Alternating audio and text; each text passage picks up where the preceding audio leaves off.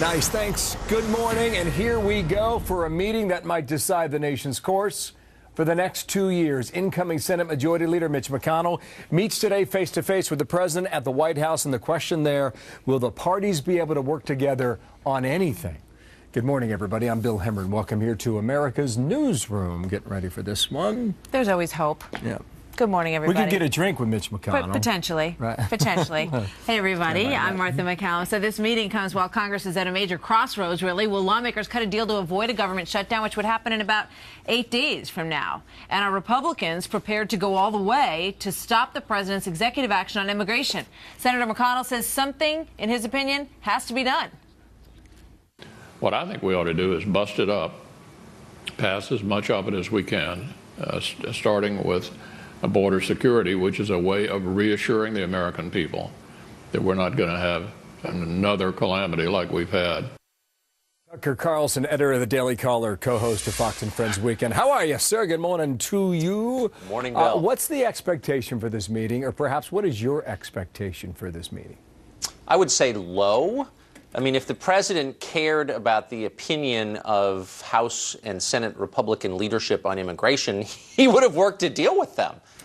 He wouldn't have gone the executive amnesty route. So, I mean, I think this is one of those pro forma meetings that has to take place. The two sides have to meet at some point, if for appearances, if for no other reason. But it's hard to think that anything substantive will come out of it. Wow, that's setting the bar pretty low. On the immigration deal, you make the case that Speaker Boehner and the president had a lot in common on this already. But well, sure. I mean, absolutely. Republican leadership in general, Republican donors by and large are in favor of increased immigration. They think it helps their businesses. They think it's good for the economy, or their sector of the economy anyway. And so they put an awful lot of pressure on Republican leaders to support increasing immigration levels in some way, whether that was through amnesty or through increased H-1B visas or whatever. But they're pro-immigration. And so they had a common baseline. The president is for it because he thinks it's good for his party, maybe for other reasons too. But they had a lot of common ground. The problem is, to get to a solution, you need to negotiate, which is time-consuming. It's difficult. You have to compromise in order to negotiate. And the president wasn't interested in any of that. And so he went around the Constitution, as we saw last week, with an executive order. That completely derails the process. But again, the irony is they weren't that far apart. Yeah. And now you have the dynamic of this relationship between the president and Mitch McConnell. Yes. They're not close. No. That's obvious. And you remember this from April of 2013. Some folks still don't think I spend enough time with Congress. Why don't you get a drink with Mitch McConnell, they ask. Really? Why don't you get a drink with Mitch McConnell? So there's your baseline, Tucker. Happy hour.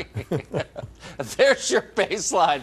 There will be no bourbon summit between the two. No, probably not. And I think that was a truth wrapped in a joke. I think the president feels that way, and I think Republican leadership on the Hill feels like they've been lied to by the president, and that details of their previous meetings have been leaked, and they feel burned by that. I think the president doesn't trust them at all. And by the way, I think the White House in general has concluded that opposition to the president's policies is based in unreasonable impulses like bigotry, that they're not reasonable adults and therefore can't be and should not be negotiated with. Yeah, a little bit of truth in everything that's spoken, including today. Tucker, thank you, sir, from Washington, leading our coverage there. Appreciate it.